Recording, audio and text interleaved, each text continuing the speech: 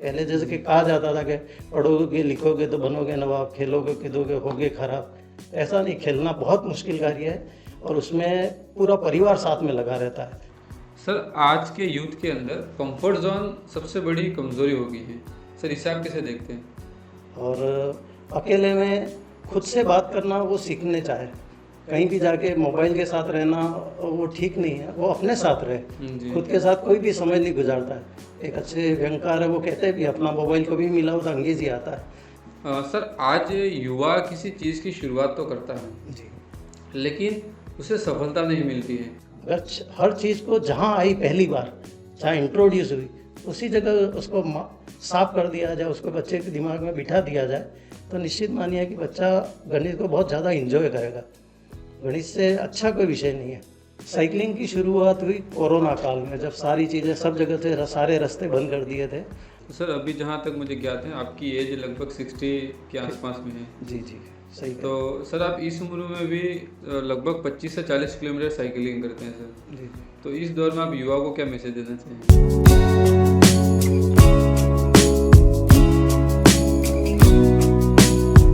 नमस्कार, मैं हूं Sandeep Kumar Joshi, founder the Sandeep show.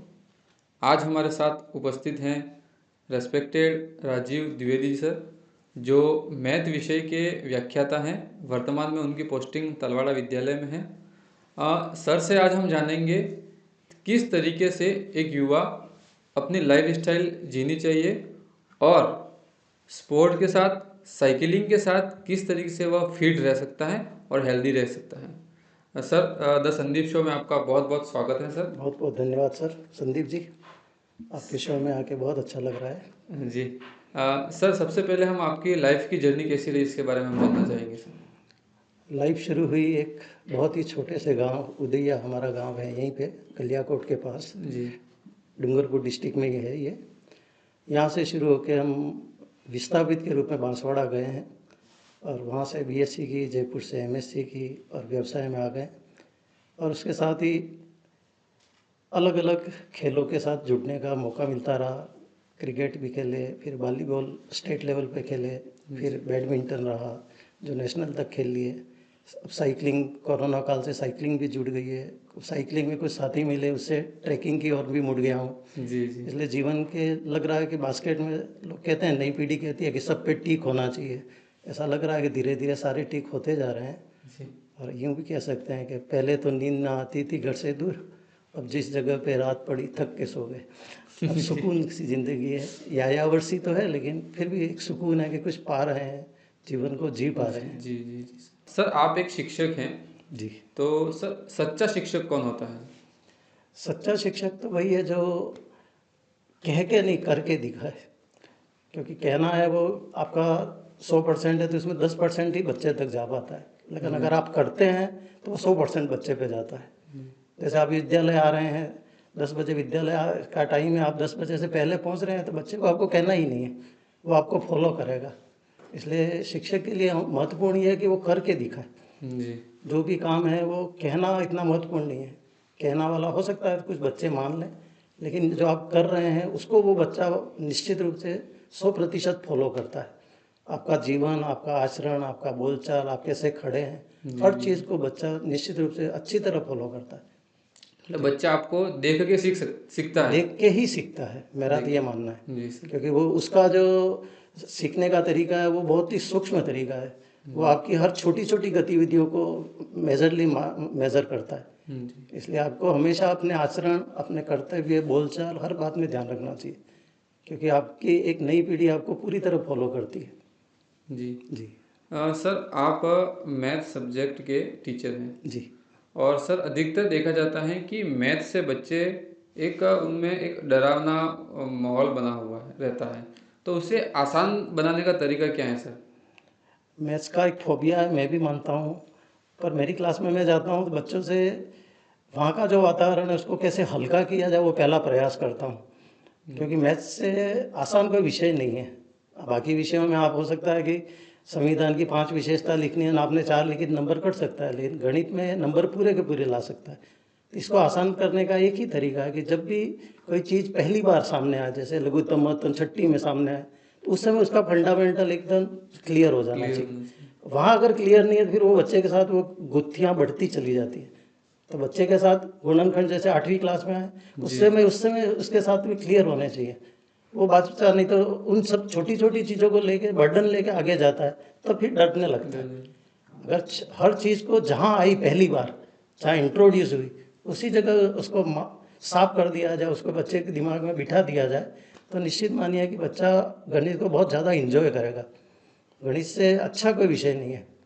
तो मतलब मैथ विषय में बच्चे का बेसिक पहले अगर क्लियर होता है तो बाद में उसे आसान लगने शुरू हो जाए। निश्चित रूप से आसान लगेगा, क्योंकि उसकी जो मूलभूत संक्रिया हैं, जैसे जोड़ बाकी, गुणा भाग है, दशमलव की बाकी है, भिन्न है, ऐसी जो छोटी छोटी चीज़ें हैं, वो क्या उस छोटी चीज़ों को पहले पहले क्लियर नहीं करता है, तो बाद में बोझ की तरह वो साथ में उसको जीता है, इसलिए वो फिर डरता है। अगर वो पहली बार में क्लियर हो जाए तो उसको डर नहीं रहेगा, उसको एक आनंद आएगा उस विषय के साथ। और गणित तो बहुत ही आनंदमय विषय है। आज के समय में किताबों का ज्ञान ही काफ़ी है या बच्चे को और भी स्किल सीखनी चाहिए सर?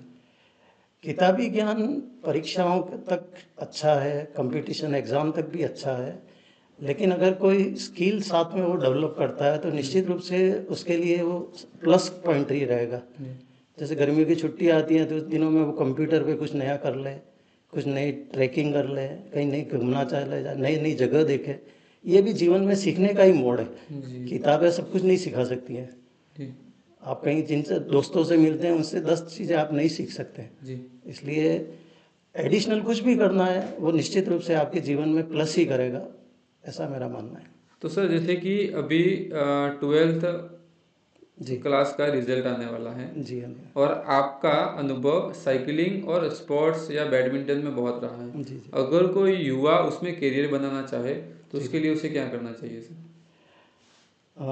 खेल में करियर बनाने के लिए आपकी मेहनत, जो पढ़ाई है, जॉब है, उससे बहुत ज़्यादा मुश्किल है। क्योंकि पढ़ाई वगैरह में, जॉब वाले में आप लाखों लोग, हज़ारों लोग लगते हैं। खेल में वही गिने जाते हैं जो ऊपर के 100 आते हैं या 1000 लोग आते हैं। उसके बाद वाले बच्चे कहीं ज़्यादा गिने नहीं जाते हैं, उनको वो वरीयता नहीं मिलती है। इसलिए खेल इतना आसान विषय नहीं है। पहले जैसे कि कहा जाता था कि पढ़ोगे लिखोगे तो बनोगे नवाब, खेलोगे कूदोगे होगे खराब। तो ऐसा नहीं, खेलना बहुत मुश्किल कार्य है और उसमें पूरा परिवार साथ में लगा रहता है। जी अगर सारे लोग जुटे रहते हैं, प्रॉपर कोचिंग मिलती है, तो निश्चित मानिए कि खेल का क्षेत्र भी कोई कम नहीं है। जी बिल्कुल सर। लेकिन उसमें एकाग्रता और समय बहुत ज़्यादा देना पड़ता है, पढ़ाई से भी ज़्यादा। जी और साइकिलिंग है, बैडमिंटन है, ये जो भी खेल है, कोई भी खेल आप ले लीजिए। खेल के और भी सारे नाम है, जो लॉन टेनिस है, टीटी है, कुछ भी आप खेलिए, लेकिन उसमें आपको 100% जुनून के साथ जीना पड़ेगा, तो आप कुछ कर पाएंगे। और अंदर से आउटपुट तभी आ पाएगा जब आप उसके साथ घुसेंगे, भले जी। किताबों में हो या खेल में हो। सर एक स्टूडेंट की लाइफ में पढ़ाई के साथ स्पोर्ट्स कितना ज़रूरी है? मैं तो ये मानता हूँ कि पढ़ाई के पैरेलल स्पोर्ट ज़रूरी है। क्योंकि लोग कहते हैं कि पढ़ाई खेलेगा तो समय खराब होता है, लेकिन मैं कहता हूँ कि खेलने वाला बच्चा बीमारी नहीं होता है। तो वो 15-20 दिन, जो साल भर में बच्चा बीमार होता है और समय बिगड़ता है, वो उसका कवर हो जाता है। और इसके अलावा उसमें बाकी भौतिक फिजिकल कैपेसिटी इतनी ज़्यादा आ जाती है कि वो 10-12 घंटे बैठ के पढ़ना हो तो भी आराम से पढ़ सकता है। क्योंकि ग्राउंड में जाके भी वो इतनी अच्छी अच्छी चीज़ें सीखता है, दोस्तों के साथ मित्रता है, अनुशासन है, जी बड़ों का सम्मान है। ये चीज़ें घर पे नहीं सीखी जा सकती, वो ग्राउंड में उसको आसानी से सीख सकता है और सहभागिता से सीख सकता है। जी इसलिए ग्राउंड होना बहुत ही ज़रूरी है। और खेलकूद का कालांश अगर विद्यालय में आता है तो निश्चित रूप से बच्चों को देना ही चाहिए, और उसमें उनको पूरी तरह से छूट होनी चाहिए कि वो जो खेलना चाहें खेलें। सर क्या सर आज के एजुकेशन सिस्टम की हम बात करें जी हाँ। तो वो एजुकेशन सिस्टम हेल्थ और स्पोर्ट्स को कितना सीरियसली ले रहा है? सिस्टम तो नहीं ले रहा है सीरियसली, लेकिन लेना इसलिए ज़रूरी है कि अगर हेल्थ और स्पोर्ट्स दोनों साथ में जुड़े रहेंगे तो बच्चा निश्चित रूप से शिक्षण में भी अच्छा परिणाम दे पाएगा। जी क्योंकि वो बच्चा स्वस्थ होगा, मानसिक रूप से स्वस्थ होगा, तो निश्चित रूप से वो पढ़ाई में भी अच्छा जी अपना जी प्रदर्शन कर पाएगा। जी इसलिए इसका महत्व होना चाहिए, लेकिन उतना महत्व नहीं दिया जा रहा है। अब सारा किताबों के ऊपर ही सारा जोर दिया जा रहा है, खेल को थोड़ा महत्व उसका कम आंका जा रहा है, जो कि वास्तव में बच्चे के लिए लाभदायक नहीं है। जी। तो सर आज का यूथ दिखने में स्मार्ट है लेकिन अंदर से बहुत वीक है। मतलब जो उसको फिजिकल वर्क करना चाहिए, अगर हम वो करता है तो उसकी पूरी वीकनेस अपन को दिखने लगती है। तो इसका सबसे बड़ा रीज़न क्या है सर?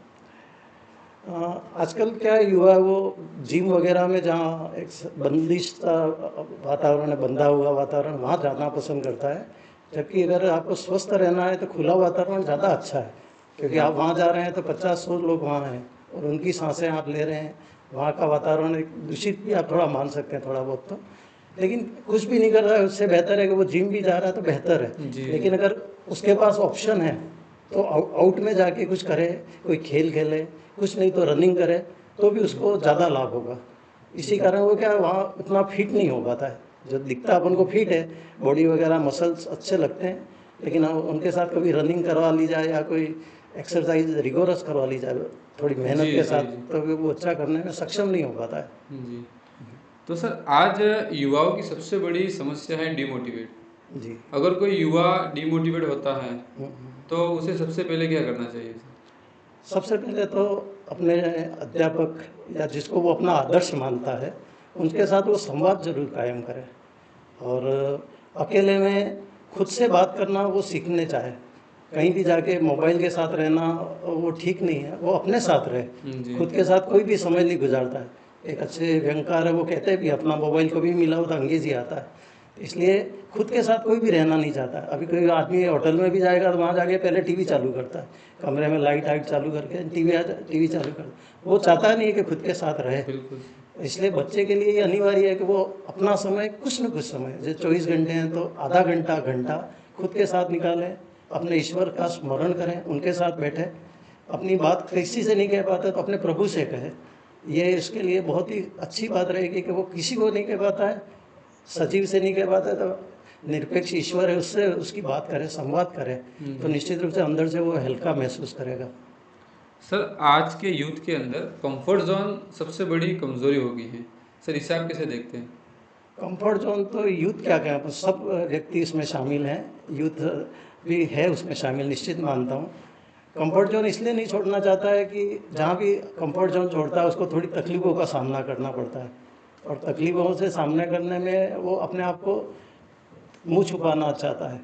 हम भी ट्रैकिंग वगैरह में जाते हैं तो वहाँ पहला जो लेसन होता है वो यही कहते हैं कि कंफर्ट जोन अपने घर पे छोड़ के आइए। इसलिए तकलीफें हैं, लेकिन शरीर की जो क्षमताएं हैं, मनस की जो क्षमताएं हैं, वो बहुत ज़्यादा हैं। जी अपन जो यूज़ कर रहे हैं वो उसका 10% भी नहीं है। अपन ही मान रहे हैं कि शरीर थक जाएगा, शरीर कहीं नहीं थकता है। अभी हम एक पद यात्रा में गए थे, बांसवाड़ा से अंबाजी, 270 किलोमीटर की है। तो हम लोग को पैदल चले थे तो पहले दिन यही लगा था कैसे हो पाएगा, लेकिन 7वें दिन जब वहाँ पहुँचे तो लगा कि शरीर तो सब करने तैयार है, हम उसको कंफर्ट जोन में रखना चाह रहे हैं। इसलिए कंफर्ट जोन है एक मानसिक अवस्था है, उसको छोड़ा जा सकता है। और शरीर की जो क्षमताएं हैं वो उनका अपन उपयोग पूरा नहीं कर पा रहे हैं, तो उसको ज़्यादा से ज़्यादा उपयोग करना चाहिए।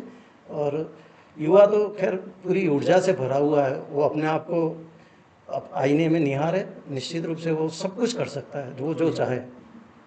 सर आज युवा किसी चीज़ की शुरुआत तो करता है, जी। लेकिन उसे सफलता नहीं मिलती है क्योंकि उसके अंदर जो कंसिस्टेंसी होनी चाहिए वो नहीं रह पाती है। तो उस कंसिस्टेंसी को बनाए रखने के लिए उसमें वो मोटिवेशन कहाँ से लाए सर? मोटिवेशन के लिए ये है कि वो अपनी जो भी गतिविधियां हैं निश्चित रूप से उसको दोहराता रहे, क्योंकि कोई भी जीवन में आदत भी बनती है तो उसको 19, एक रूल कहता है कि 19 दिन तक आप दोहराते हैं तब आपकी वो आदत में शामिल होता है। अपन क्या करते हैं, कोई भी काम शुरू करते हैं तो 10-15 दिन के बाद उसमें सोचते हैं परिणाम क्या आ गया। परिणाम बड़े परिणाम हैं, वो समय लेते हैं, इसलिए उसको धैर्य तो रखना ही पड़ेगा। और उसके लिए जो सफल लोग हुए हैं, जो नीचे से उठे हैं, उनकी जीवनियों को उसको गौर से पढ़ना चाहिए। तो उससे क्या है कि उसको उनसे प्रेरणा भी मिलेगी और उसके अंदर जो भाव की कमी आ रही है वो भी जी निश्चित रूप से बढ़ेगी।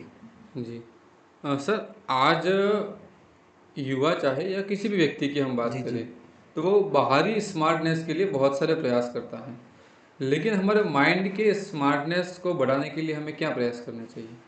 हाँ, ऐसे भी अपना भारतीय दर्शन में कहा जाता है कि 3 चीज़ें हमेशा होनी चाहिए, सत्व रज तम है, ब्रह्मा विष्णु महेश है, 3 गुणात्मक प्रकृति है, तो 3 चीज़ें होती ही होती हैं। जी तो शारीरिक, मानसिक और आध्यात्मिक 3 चीज़ें अगर बच्चे में हैं तो वो निश्चित रूप से कहीं भी अपने आप को अलग नहीं पाएगा, जी क्योंकि हम पहले पानी रखते थे तो अपन तीपाई पे रखते थे, तो उसका बैलेंस है वो, उसको बैलेंस होने के लिए कम से कम 3 आधार होने चाहिए। जी अभी क्या बालक है वो मानसिक रूप से जोर दे रहा है, शारीरिक रूप से भी जोर दे रहा है, लेकिन आध्यात्मिक पक्ष है उससे थोड़ा सा अलग हो रहा है। जी बिल्कुल। तो ईश्वर के साथ उसका जो जुड़ाव है वो भी इतना ही महत्वपूर्ण है, वो पहलू भी बराबर के स्तर का है। तो तीनों स्तरों पे इक्वल अगर वो रहता है तो निश्चित रूप से वो सफल हो सफल पाएगा। हो पाएंगे।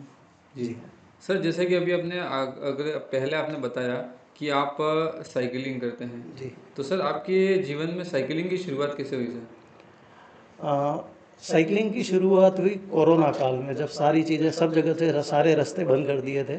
हम बैडमिंटन खेल रहे थे तो वो हॉल भी बंद कर दिए थे कि वहाँ जाएंगे तो सांसें कहीं खराब होंगी या लोगों से मिलेंगे। तो उस समय मैंने एक एकल रूप से ये शुरू किया कि साइकिलिंग में किसी का साथ नहीं चाहिए, अकेले शुरू कर सकते हैं। और निश्चित रूप से उसने मेरे को उन दिनों में शारीरिक से जो मैं मेहनत करना चाह रहा था उसमें बहुत सपोर्ट किया। और जी मेरे कोटा के साथी हैं आशीष ओझा, उन्होंने मुझे साइकिलिंग के बारे में काफ़ी राय दी और सिखाया मुझे कि किस तरह की साइकिल लेनी चाहिए। जी जी आपको भी साइकिल खरीदे तो ये ज़रूर होना चाहिए कि जो साइकिलिंग करते हैं उनकी राय ज़रूर लीजिए, जी क्योंकि आपको पता होना चाहिए कि साइकिल की हाइट क्या होनी चाहिए, कौन सी साइकिल लेनी है। साइकिल भी 2-3 टाइप की आती है, कितनी चलानी है, क्या क्या उसके साथ उपकरण आते हैं जो अपन को रहने हैं, पहनने जी ही हैं। बिल्कुल बिल्कुल। तो इसलिए सारी चीज़ें A to Z जो जानता है उसकी राय ज़रूर लेनी चाहिए। जो भी आप नया काम कर रहे हैं तो जो भी आपसे ज़्यादा जानकार है उससे बात करिए, उससे सीखिए।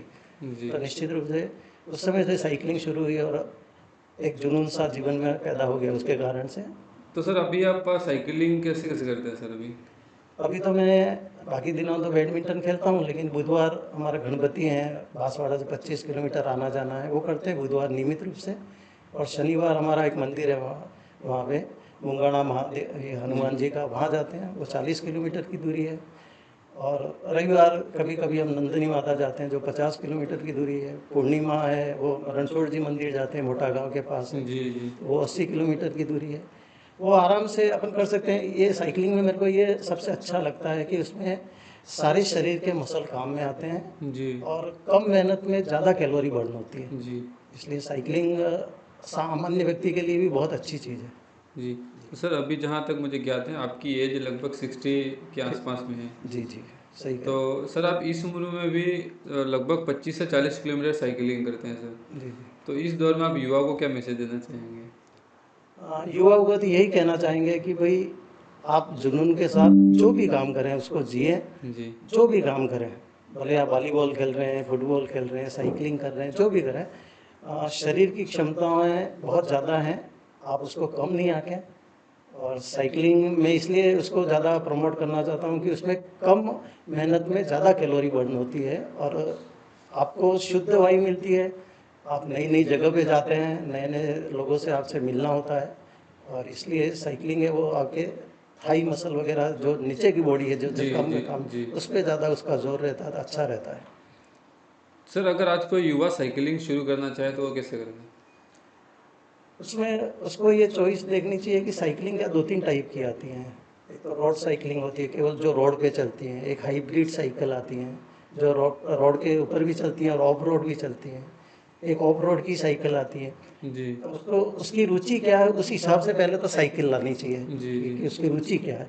और शुरुआत में उसके अंदर जो सपोर्टर वगैरह, जो हेलमेट है, जो सारी चीज़ें हैं, उपकरण जो साथ में रहने हैं वो लगाने ही चाहिए। जी और शुरुआत में 10-15 किलोमीटर ही साइकिल सप्ताह 15 दिन तक चलानी जी चाहिए। जी फिर वो चाहे उतनी चलाए, इनिशियली 10-15 किलोमीटर चलाए, 15 दिन तक ऐसा ही करे, उसके बाद वो चाहे उतनी चलाए, कुछ भी नहीं होना है। तो अभी जो युवा है वो नॉर्मल साइकिल से शुरुआत कर सकते हैं सर? जी जी, आजकल तो 10,000 की जो साइकिल आ रही है उसमें भी गियर वगैरह सब होते जी हैं जी और वो बहुत अच्छी क्वालिटी की साइकिल आती हैं। जी। जी सर जैसे कि आपने पहले आपने बताया कि स्पोर्ट्स में युवाओं को जाना चाहिए, पर सबसे बड़ी समस्या ये रहती है कि ग्रामीण क्षेत्र के खिलाड़ी जो हैं जी। उन्हें सबसे बड़ी चुनौती क्या रहती है सर? ग्रामीण क्षेत्र में अपन मानते हैं कि चुनौतियाँ हैं, लेकिन अब सुविधाएं बहुत ज़्यादा बढ़ गई हैं। जैसे अपन देखते हैं वीरेंद्र सहवाग हैं, वो क्रिकेट खेलते थे तो उनका जो गांव है वहाँ से वो दिल्ली आते थे, 40 किलोमीटर का रोज ट्रेन में सफ़र करते जी थे। अपन क्या 15-20 किलोमीटर का सफ़र करने तैयार नहीं है, जबकि अपने 15-20 किलोमीटर में सब जगह सारी सुविधाएं उपलब्ध है।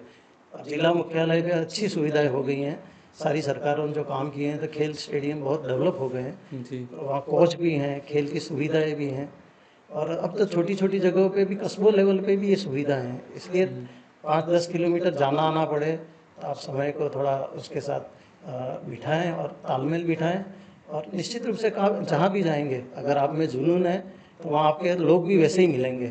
क्योंकि मैंने भी देखा कि मैं साइकिलिंग नहीं जानता था तो वो लोग मिले, अब एक पाड़वा के हैं तपेश जी 24 है, वो जी मिले जो जी पूरे इंडिया में टूर कराते हैं जी साइकिलिंग बिल्कुल के, सर। और छोटी सी जगह से निकले हैं अपनी। आप उनसे बात करिए, उनसे देखिए, वो हिंदी अंग्रेजी दोनों में महारत रखते हैं और जी बड़े बड़े टूर करवाते हैं। जी इसलिए जुनून के साथ अगर आप कोई काम करेंगे तो निश्चित रूप से वो सफलता आपको मिलेगी। जी सर, हमने जाना है कि आपने बैडमिंटन में नेशनल खेला सर, जी जी। तो वो सर कैसे हो पाया सर? मेरा शुरुआत बैडमिंटन का महिपाल सागवाड़ा स्कूल से ही हुआ था। जी जी तो वहीं से हमने खेलना शुरू किया। हमारे पाटीदार नाथूलाल जी पाटीदार हमारे पीटीआई हुआ करते थे, जी सर। वहाँ से शुरुआत की थी। और वो उन्होंने एक कीड़ा डाल दिया था कि अच्छा खेलते हो ऐसा, जी लेकिन उस समय बोर्ड की परीक्षाएं ने वैसा करके स्टेट में हमको खेलने नहीं जाने दिया था। पर बाद में वही भावना जो दबी हुई थी, वो जब मौका मिला तो वापस शुरू हुई। और फिर ओपन में खेलते खेलते अभी मेरी आयु वर्ग है 50-55 प्लस वाली, उसमें मैं स्टेट में 5 साल से विनर हूँ।